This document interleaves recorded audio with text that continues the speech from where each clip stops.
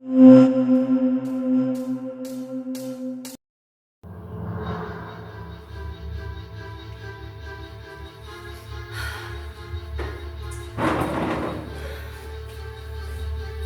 tak menduga jika sampai seperti ini. Apakah yang kulakukan benar? Apakah tindakanku selama ini benar-benar mementingkan kepentingan orang banyak? Tapi mengapa harus ada yang jadi korban? Aku sama sekali tidak punya niat menjerumuskan orang ke dalam bencana.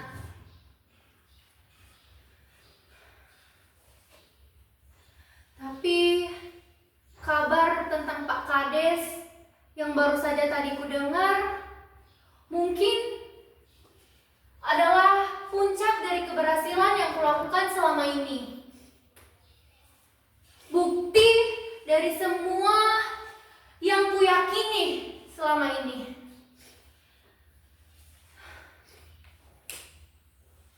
Semua bermula dari tugas yang diberikan oleh Bu Darmi, guru bahasa Indonesia.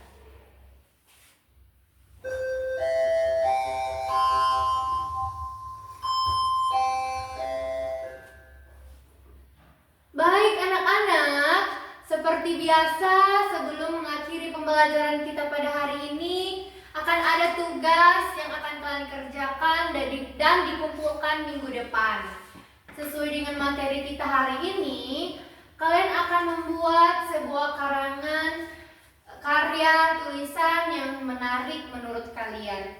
Dan yang menarik itu ada di tempat tinggal kalian. Terserah mau tentang apa. Entah itu mengenai aslinya desa, atau tentang warga yang berprestasi, boleh. Atau juga tentang tempat-tempat wisata, juga boleh. Atau tentang orang tua kalian di rumah, itu boleh juga. Yang penting yang kalian anggap menarik. Lalu aku menulis tentang sampah plastik di desaku.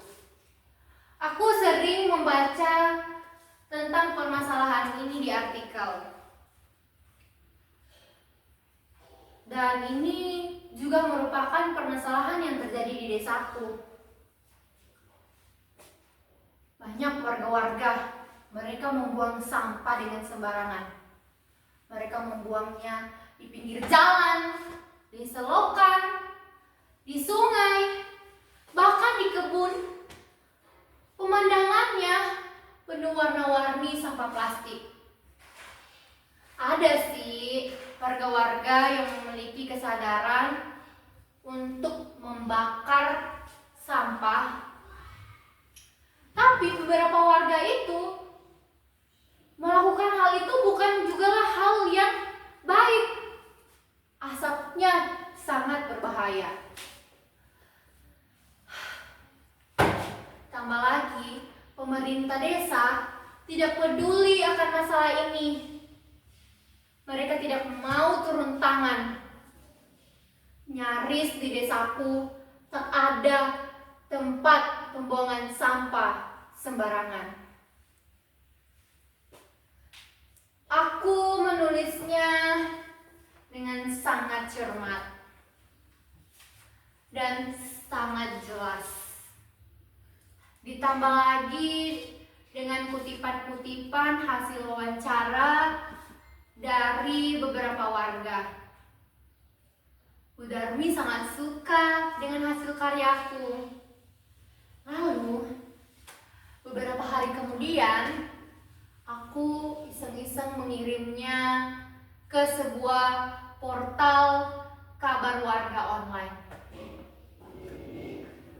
Aku mengirimnya, lalu mereka memuatnya. Senang sekali lah rasanya karya tulisku ada di portal itu. Namaku terpampang besar di sana. Aku senyum-senyum sendiri membaca hasil karya tulisku. Karena iseng-iseng, aku tulis lagi tentang desaku.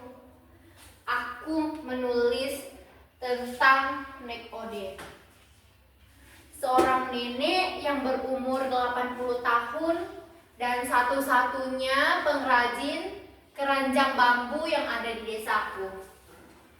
Dulu, kata ibuku, desaku adalah pusat penghasil keranjang bambu.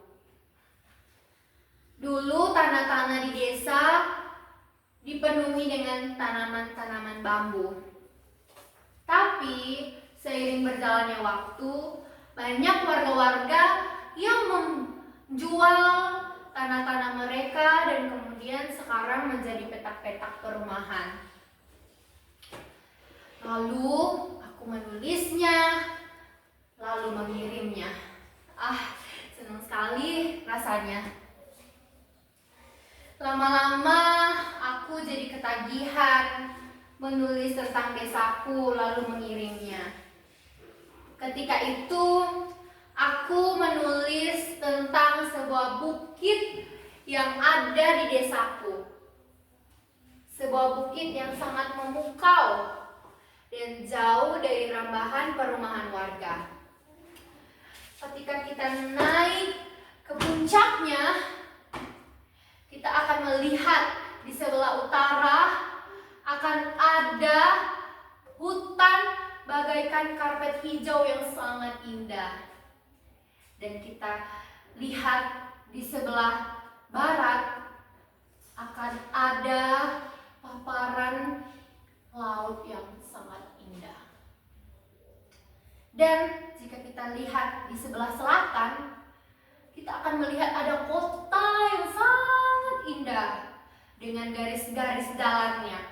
Kita lihat di malam hari akan ada lampu-lampu kota yang dinyalakan bagaikan bintang di malam yang gelap.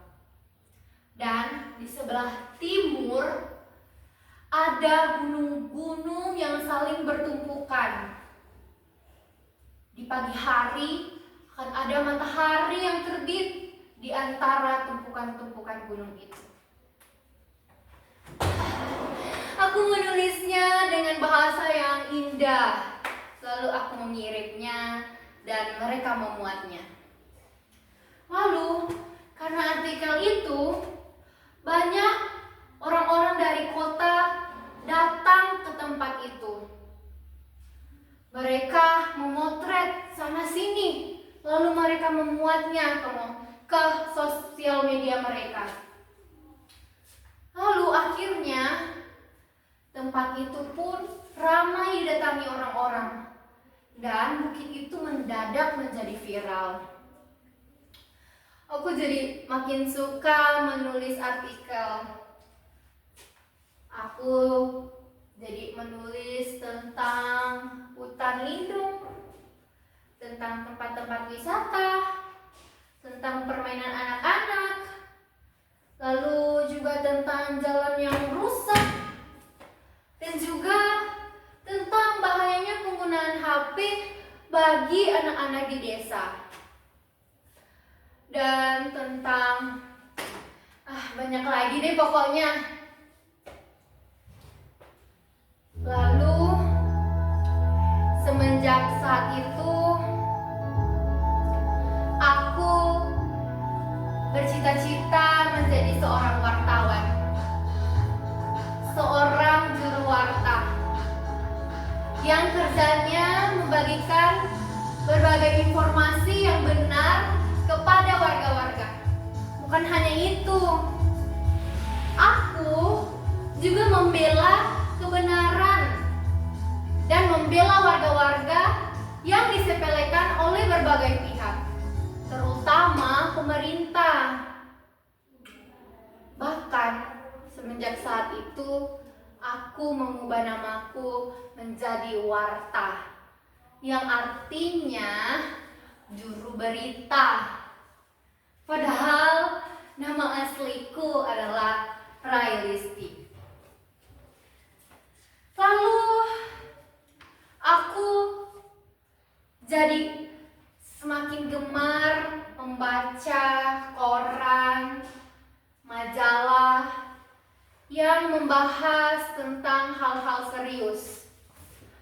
Dan itu merupakan bacaan orang-orang dewasa. Aku paling suka membaca tentang investigasi yang membahas dan membuka rahasia-rahasia di balik peristiwa. Seorang wartawan seperti detektif yang kerjanya mengungkapkan segala kebenaran dari yang selama ini tidak terungkap. Jika kita intip ke sebelah sini, catat hal-hal yang menurut kita benar.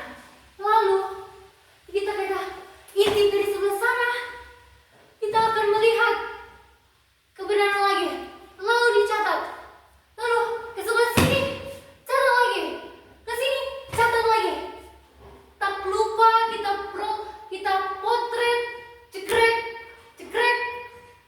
dan diam-diam kita mewawancarai tokoh yang namanya tidak diberitahukan. Tenang saja, Pak. Identitas Bapak akan kami rahasiakan. Aku membayangkan seorang wartawan, dan pekerjaan itu adalah suatu pekerjaan yang sangat seru. Seorang wartawan yang mempunyai jurus bagaikan detektif Conan. Aku jadi makin ketagihan membaca mengenai hal-hal investigasi yang mengungkapkan kebenaran rahasia-rahasia yang selama ini belum terungkap di balik peristiwa-peristiwa. Walaupun terkadang aku jadi curiga pada sekelilingku. Itu juga bahaya sih.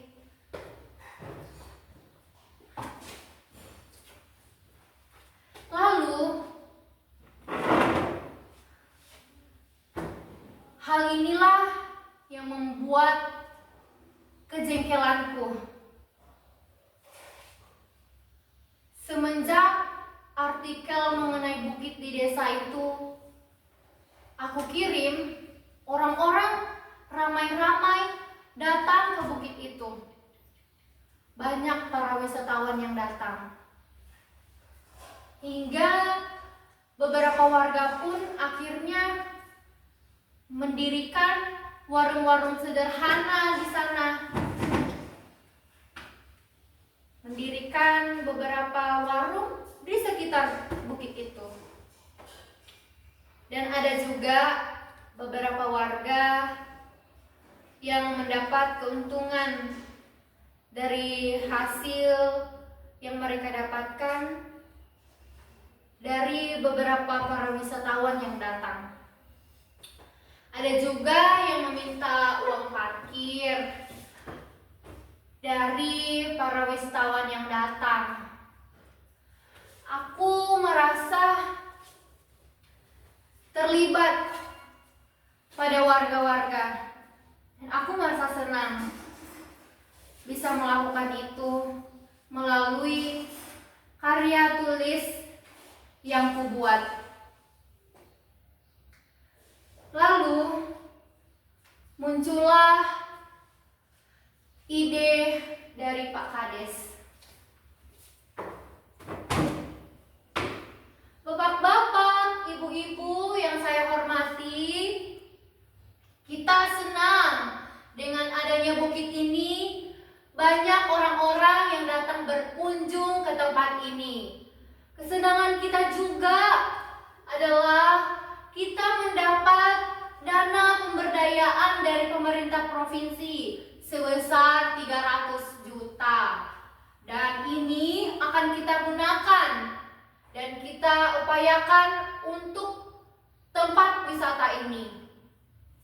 Kita akan membuat gazebo, lalu kita akan membuat tempat-tempat duduk, dan kita akan membangun toilet, dan kita juga akan memasang wifi gratis. Serta kita akan meminta biaya tiket dari para wisatawan yang datang. Dan ini akan menjadi ikon desa kita tercinta.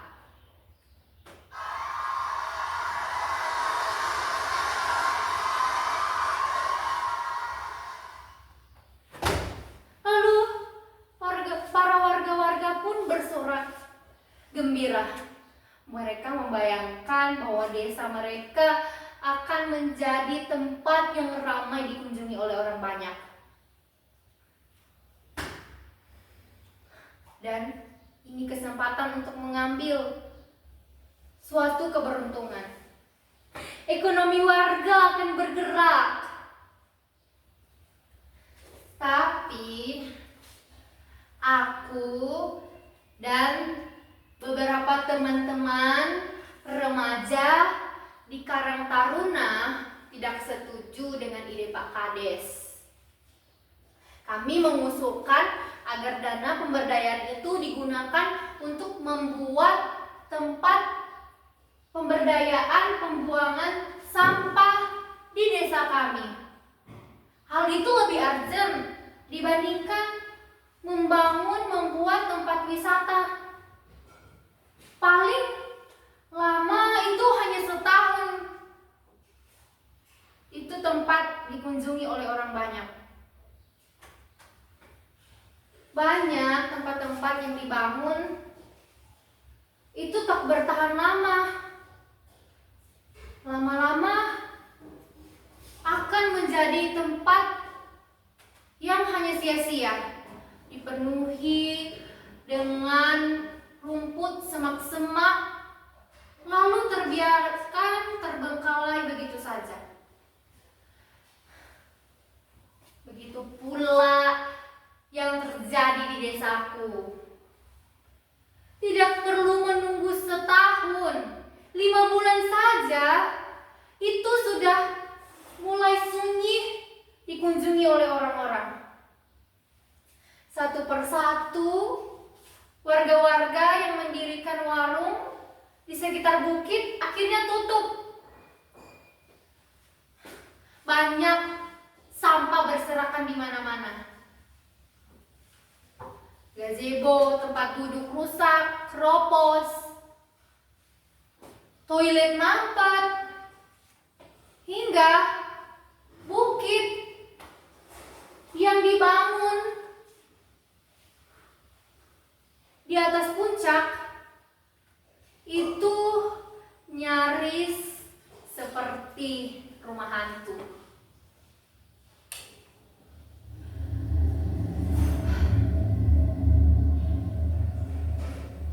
Aku mulai gatal untuk membuat tentang investigasi. Melihat orang-orang di kampung sebelah sama juga mendapatkan biaya pemberdayaan 300 juta itu. Dan mereka membangun pusat pendidikan untuk warga.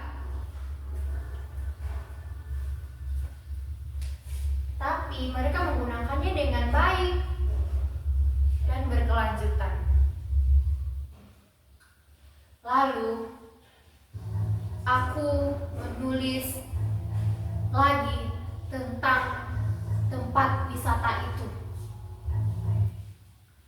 Ditambah lagi dengan bumbu-bumbu yang memancing komentar para pembaca.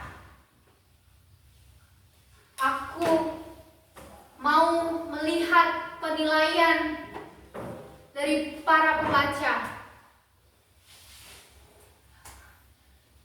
Dan teman-teman tahu tanggapan dan komentar para pembaca. baca beberapa. Waduh, objek wisata Instagram mah nggak bakalan bertahan lama. Ini ada lagi. Bangun segitu mah 100 juta juga dapat. Ada lagi yang komen. Aduh, menaranya bagaikan kandang merpati. Lalu ada yang bilang, aduh, uangnya banyak tuh masuk kantong. Sudah, usut saja. Teman-teman, ini ada juga yang komen. Pak Gubernur, laporan pembangunan tempat wisatanya diperiksa dong. Dan banyak lagi komentar lainnya yang mengungkapkan bahwa pembiayaan untuk tempat wisata itu tidak layak dengan pembiayaan sebesar itu, 300 juta. Lalu kemudian aku mengirimnya dan banyak wartawan-wartawan yang datang ke tempat itu. Lalu mereka menulis segala sesuatu yang mereka dapatkan dan dianggap benar.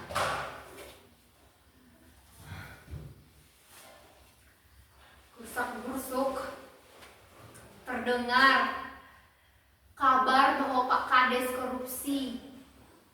Terlebih-lebih di kalangan warga. Tak ada yang tahu bahwa yang pertama kali mengirim tentang hal itu adalah aku. Tak ada yang tahu bahwa yang bernama Warta penulis artikel itu adalah aku. Tapi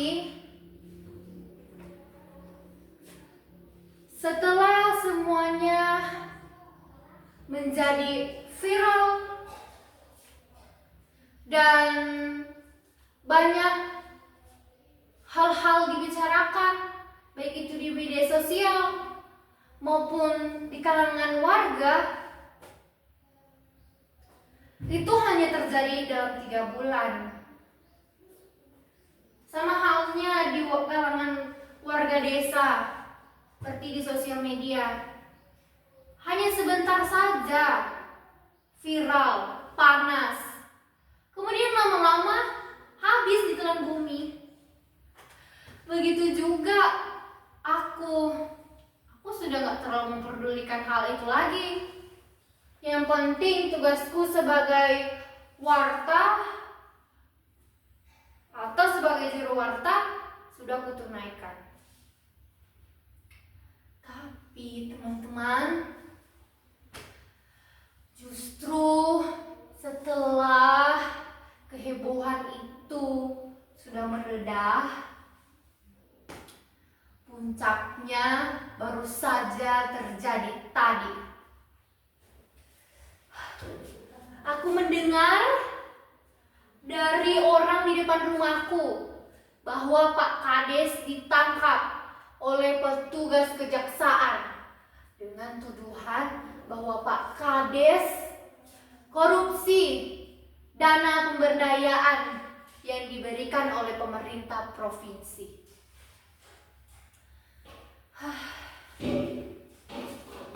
Aku sama sekali tidak punya niat menjerumuskan Pak Kades.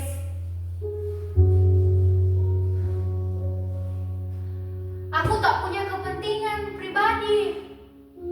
Bahkan aku tak punya dendam pribadi kepada Pak Kades. Apakah tindakan yang kulakukan merugikan satu pihak? Apakah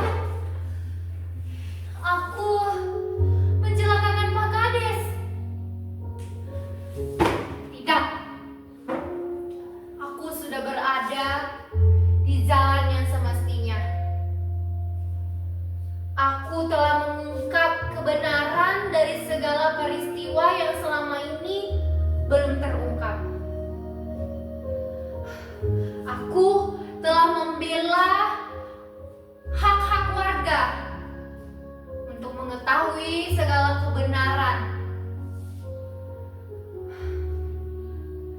Kata filsuf,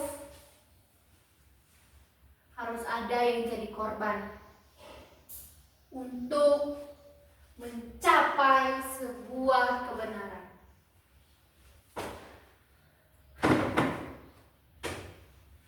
Aku teguh